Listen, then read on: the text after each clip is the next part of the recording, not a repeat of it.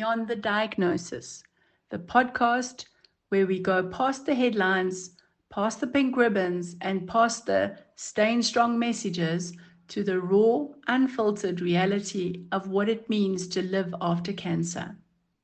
My name is Belinda Wagner, your host, and if you ever felt like no one talks about the real aftermath of cancer, the loneliness, the fear, the exhaustion, the financial strain, and the identity shifts, then you're in the right place.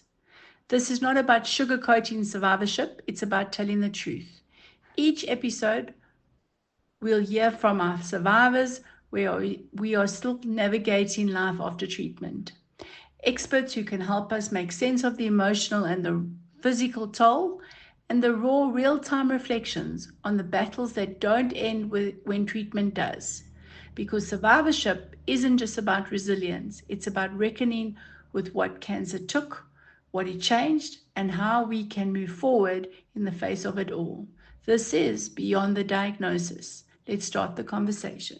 Good morning and welcome to the next Living with Cancer series. Today we start a new series called Beyond the Diagnosis, the raw truth about cancer survivorship.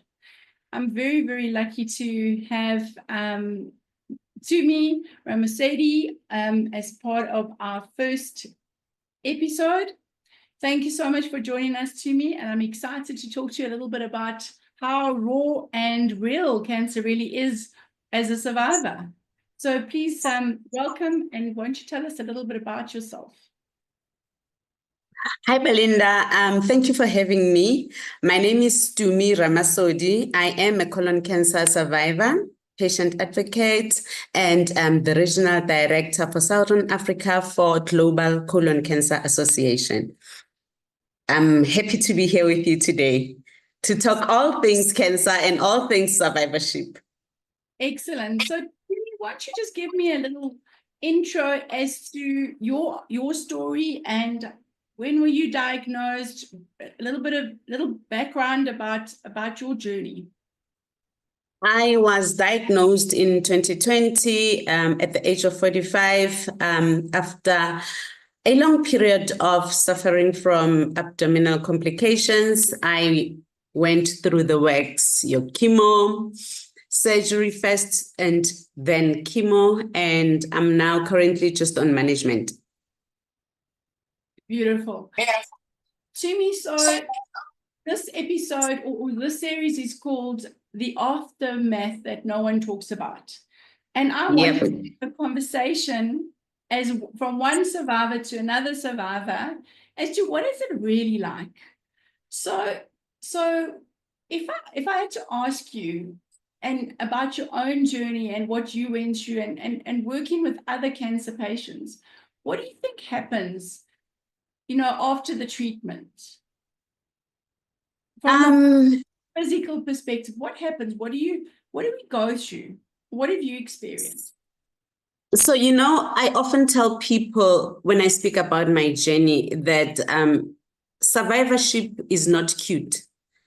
And I know that everybody's rooting for you. You take these people through your journey. Your loved ones are concerned. People are scared. You are equally scared. I mean, you are going through all of these emotions, anxiety, uncertainty, and throughout your journey, because of course, as we go through the journey, we don't know what to expect, right? And then you get to survivorship, and then everyone is excited. You have survived this. You get all of these compliments. You are strong. You are a fighter. You have survived this. And the reality for you as the survivor is that this journey is even more complicated than anybody understands unless they've been in that journey themselves. And why I say this is because people assume when you say you are cancer free, it's all systems go, everything is back to normal, we are happy, we are celebrating. But in essence, for you, it's almost like it's the beginning of a different journey from what you've been through, of course, chemo and all, but now you're entering a new phase. But your life, the truth is that your life will never, ever be the same again. My life will never be the same again. I may be cancer-free, I am not free from cancer because I live with cancer every day of my life. So yeah. Thank you. And to me, the other day when we had lunch, I love the conversation we were having. We spoke about, you know, that you almost feel bad when you put in a situation where people tell you, oh, you're so strong, you're so powerful, you've managed to do this, and it's like, yeah, but take me through that emotion. How do you feel when someone says, but Tumi, you survived? Sometimes I cringe when people say I'm a fighter, when people say I am strong. And the irony, let me tell you a backstory. So at some point in my life, even before my diagnosis and everything else, I just adopted this warrior name, right? And so I started calling myself Tumi the warrior. I don't know why, but it was just from my lived life experiences. But I didn't know that cancer was coming, all right? And now that I've gone through this journey, it's almost like Tumi the warrior applies to the fact that I have survived cancer. Do you understand? And it kind of complicates things for me because I don't want to be called this fighter after this cancer journey, because the truth is that I did not sign up for this war. Soldiers go into war because they want to. I did not sign up for this. So it's not like I said, cancer, come to me. I'm this strong girl. I'll show you who I am. I will beat you. I will survive you. So you are a fighter. This title, you are so strong, you're a fighter, overwhelms me because I am not. I'm not strong. I'm not a fighter. And maybe for me, my fight is through God. And that's why I believe I have survived this journey, because God was on my side and God fought this battle for me, because I don't think I'm that strong, and I don't think I could have survived alone. So I feel like I don't want to own that title or to take that glory of being the fighter and being the winner and being this strong person, because I actually am not. I am not. I'm weak. My emotions are messed up. I live in fear daily. My body has changed. My body will never, ever be the same again. And it's something that you cannot explain to people, because now that the world sees this and they believe this about you, and because you don't want people to keep worrying, especially your loved ones, you kind of fall into that, yeah, I have survived. Yes, I am the strong girl. Yes, I have beat cancer. But in essence, I'm just protecting them, because I don't think they're ready to hear me every day tell them, this is how I feel, this is how I'm going through, because then I don't want to kind of take them back. But this is my journey. It belongs to me, and I'm going through it alone because nobody else can understand. I smile on the outside, but I go through so many body changes that, I will never forget. I will never, ever be the same after the cancer journey that I went through. Thanks, Tumi. I think I really love what you say, because the one thing is, I resonate exactly how you feel. We joked around at lunch, and we spoke about how people send us cancer stories and cancer books of other people. We don't want to read that. We don't want it's not that we don't care about it, but it's really enough that we don't need to read someone else's story to motivate us. And I think that's a difficulty. When you first get diagnosed, it's so amazing to read stories about how other people survive. But once you've survived, it's not that you don't want to hear about it. You just don't want to go into the emotional part of it again. Yeah. Am I correct? Yeah, because it takes so much out of you. And I know that people, they mean well, they mean well when they share these things, when they pass these remarks. Sometimes I laugh at the things that people say to us, But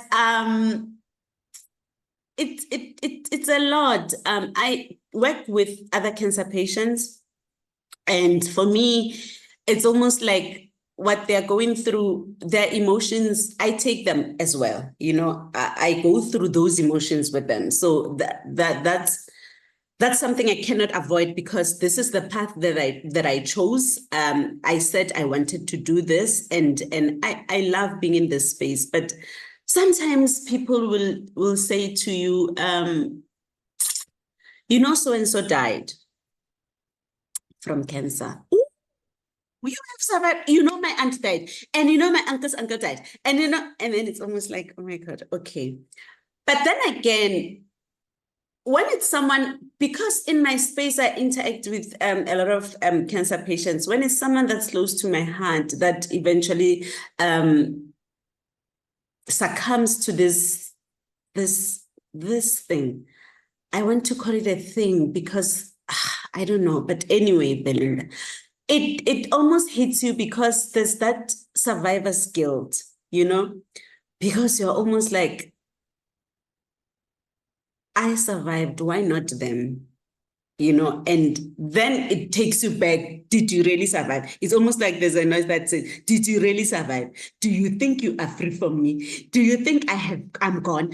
I am here. I am here. Then it starts taking you back, and I'm like, okay, maybe I need to look at life differently, because one of the things that I find after going through such a catastrophic situation is that you find a different way of looking at life and of living your life.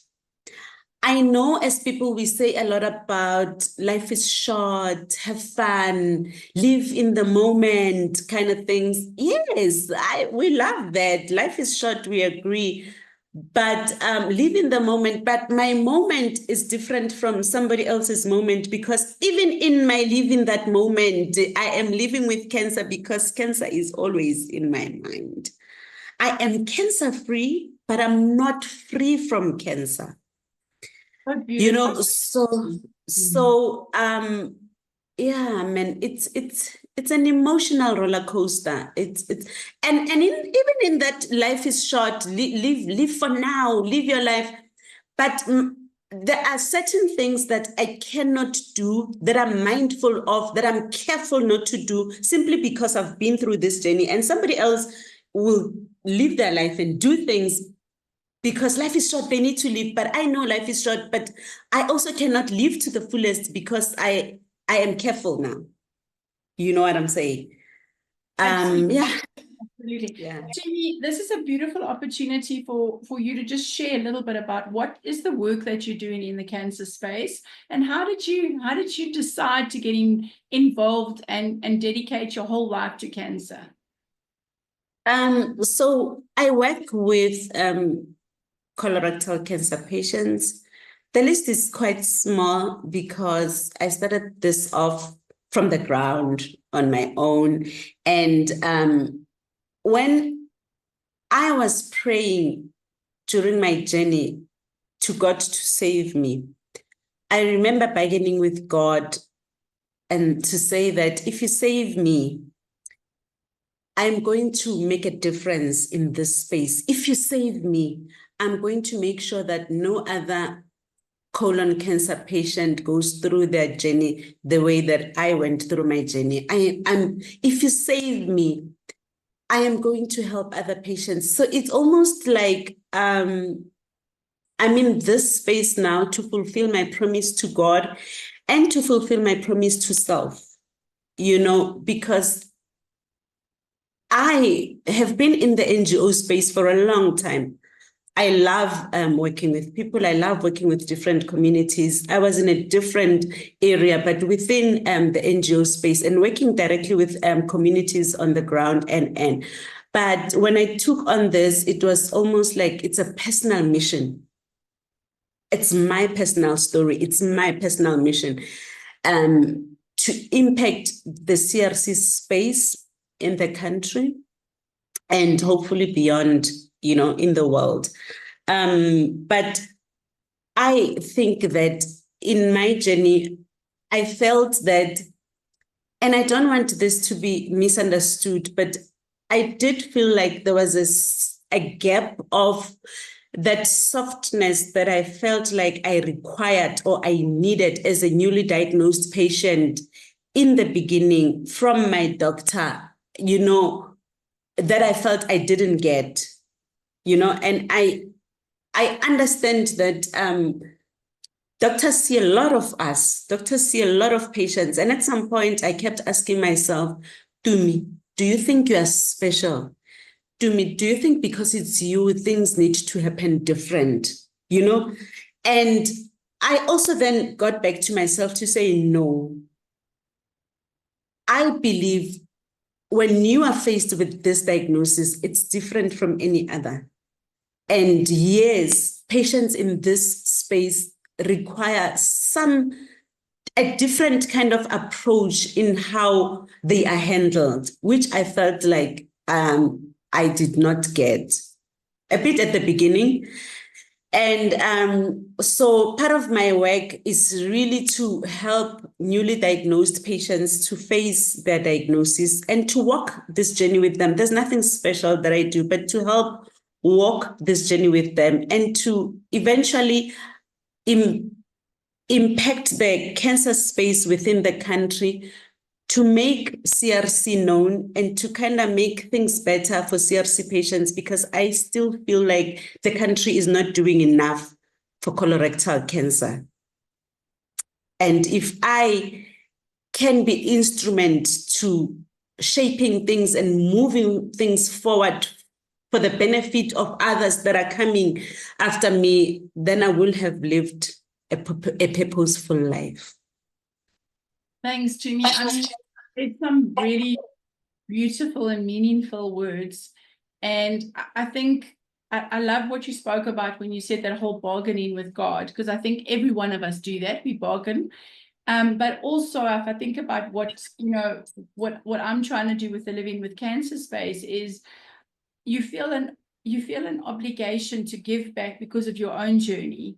You feel as though you want to make a difference because you understand that pain. And now you and I have entered, so mine is a little bit longer than yours. And, I was diagnosed 8 years ago. You were diagnosed 3 years ago. And 2020. Yeah, 20. So, okay, so 4 years ago. So, the time is you've moved on from the going for the treatment and going through that stage. But it's the other part that I think we need to also remember, that you go through this. And I think most people don't know how to support someone that survived, because for them it's like, oh, you survived, you're a warrior. I love that warrior one I use as well. You're a warrior, you've gone through it, but it's not really what we want to hear. Mm-hmm. What is it that we want to hear? What do you want to hear?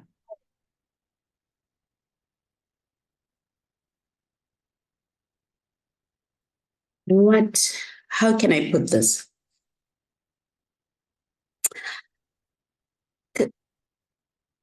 Really, people want to be there for you and people want to say the right things. Maybe they just don't know what. But I think also maybe people shouldn't say a lot, but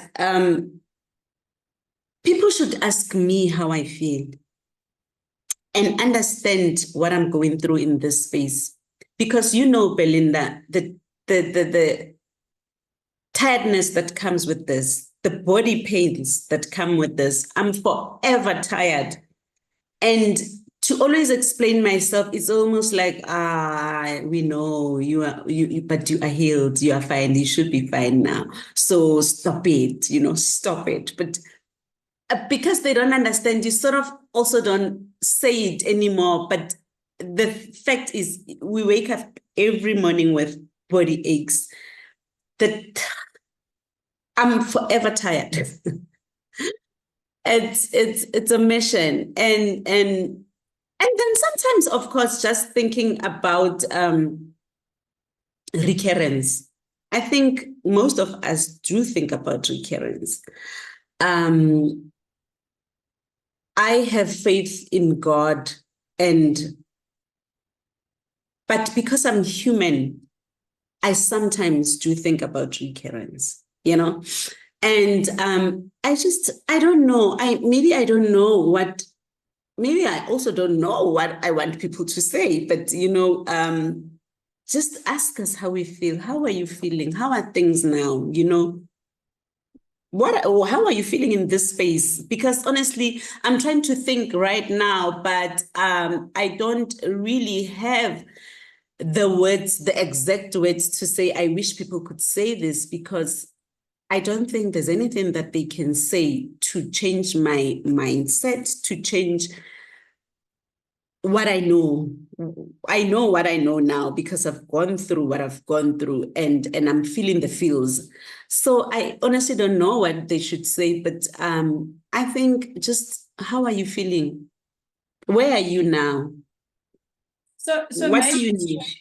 So maybe it's what they should not say that we could give some guidance on. For example, something like, at least it's over. Yeah. Those are the things you don't want to hear. Yeah, I think that's the direction we should take, actually. Things they shouldn't say. Yeah. So what shouldn't they say, do you think? So let me tell you a story. I sat with a group of friends the other day, and this one friend said to me, you've kept your weight off, something of that sort. I cannot remember the exact words, And then I felt like I should explain, and I said, oh, well, yeah, because before my diagnosis, I was slightly bigger than what I am now. And I said, yeah, I eat different from what I used to, like very different. My diet is I eat different. And I just love this space anyway, where my body is right now. I'm happy with my body. And then she looked at me in the eyes and she said, yeah, it helped you. So cancer helped me. I was so shocked in that moment that I didn't say anything. And I thought about it afterwards. I shared with other people to say, I didn't even know, do I want to dish out cancers? Should I just be dishing out cancers to people to lose weight? Because cancer helped me. So, yeah. And don't tell us who died. And another thing, I'll tell you this other story. Someone once told me, when I was in my treatment journey, that someone they know went through cancer and everything. And then this person, one time they just got sick. They were rushed to hospital, and then they were told that this person was overeating. So they heard that their intestines burst open, right? That's the story. And I was still in chemo at that point, and I think that stayed with me so long that I felt like it's changing my relationship with food. I had to bring myself to this level of loving the food that I eat, understanding what my body requires, and enjoying this space because I am so well nourished. I love my weight now. I love the food that I eat. I enjoy the food that I eat and the way that I eat. It's not now even about cancer anymore. But I just love this new lifestyle that I'm on. And anyway, the world is shifting. We should all be mindful and careful of what we put in our bodies, And sometimes when I speak to God, we say, my body is your temple, and just look at how good I'm looking after this temple of yours, because I love what I'm doing with my diet and my lifestyle and my relationship with food now. But yeah, people should just not say these things, man. And sometimes for me, because I was a bit chubbier before, people that haven't seen me or that don't know my story now, when they see me, the first thing they comment about is my weight. So then I have to explain, oh, this happened and it's tiring sometimes, but I guess I'll take it with me forever. But people should just be careful. Don't tell us so and so died. Don't share cancer movies with us. Yeah. What else do you think? Tell me what you don't want people to say. Oh, I think it's pretty much the same. As I said to you, I think it's not that I'm not interested in other people's stories. I'm just not going to sit and read about someone's hardship, because I think the part that is difficult is that you don't want to relive the journey emotionally every single time. So Okay. I think, and I'd love to hear from your perspective, if I look at my life and I think, okay, so when I go out somewhere, I always only drink bottled water. So they'll think, oh, she's a princess, you can't just have tap water, but they don't understand. Oh, yes. They don't understand that it's actually everything you do is in the back of your mind. Your immune system, how you eat, what you exercise, everything is a repeat. So it's a constant. It's a constant. So for me, it's even though the journey is over, it's never over. It's never over. I agree. It's never over. So Tumi, tell me a little bit about your life now.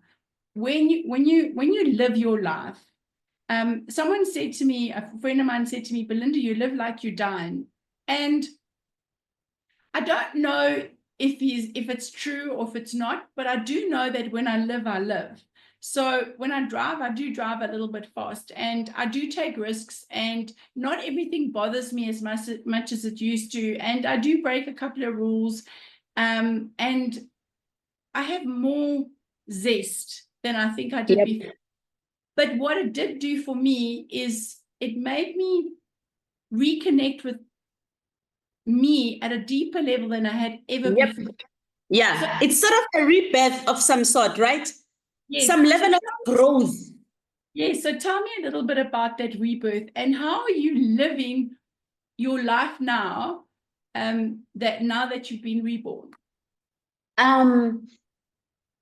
Like I said, it's almost like a certain level of growth. And the thing, and I really do think that even at that comment at that table that said it really helped you, it's maybe not, now that I think about it, maybe not necessarily my weight only, but just my whole outlook to life and how I do things and how I view life. I am more intentional with myself and my time. My mission is to really live a purposeful life. I can live, but I want to always see if I make a positive impact in every space and every kind of thing that I am part of. I take risks, yes, and it's my mission to be happy every day. And I think I'm also more understanding of people and their situations. And and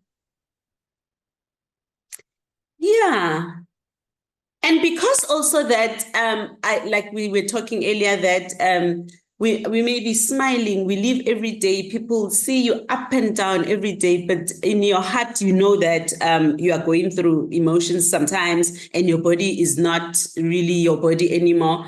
So I kind of understand that each of us as people is going through stuff that we may not know about, because here are people looking at me and giving me all of these praises, and they don't really know what I'm going through. So I understand that it is like that with each and every one of us as people, and that we should be more kinder, because that's what I would expect, or that's what I want for myself right now, you know, so I exercise that to the world. Tumi, I love what you say about purpose, because people say, oh, Belinda, you're so passionate about living with cancer. And it's not that we're passionate about it, it's that we believe that that's our purpose. So there's a Yes. big difference between living your purpose and living your passion. So talk to me a little bit about, what is your passion for life outside the world of cancer? What is my passion for life, Belinda? So my name, Tumi, comes from, my full name is Buitumelo. Buitumelo means happiness and joy. And my middle name is chrysanthemum, the flower. So I just give love, and I want to give this brightness and love to the world. That's just who I am. I don't know if sense. Tumi, you are the most gorgeous, beautiful flower, and I was so. It's really been my honor to connect with you, and I'm so excited about the journey that living with cancer is going to take with CRC. I love the fact that we're one of your members and we can do stuff together. And you really are a beautiful, beautiful flower that is blooming and shining and has energy and bright. And when I'm from the very first time I met you, I could just feel your energy. I'm super excited with the stuff that we're going to do together. Thank you for getting raw and real with me, and opening up and being honest. I really think that we need to do more of these, and we need to have more real conversations and not be afraid. And not be afraid to say what it's really like as a survivor, and how you, as living beyond the cancer diagnosis, what that's like. I think it's really important that we do more of that. So thank you for your time, and just ask any last words that you'd like to share, words of wisdom, or anything you'd like to share to the listeners. Thank you, Belinda, for having me. It was fun, and I know that we started when we had lunch the other day, and we thought we'll continue this conversation, and it's been fun. And it's the real side of cancer. And in my parting, it's to encourage people to get screened for CRC on time. I think I'll take this opportunity on your time, Belinda, to just say to my people, let's get screened. Colon cancer is preventable and treatable, and just advocate for your health and be aware. Yes, that's it from me. Thank you. Thank you for all that. Beautiful day. Thank you, Belinda.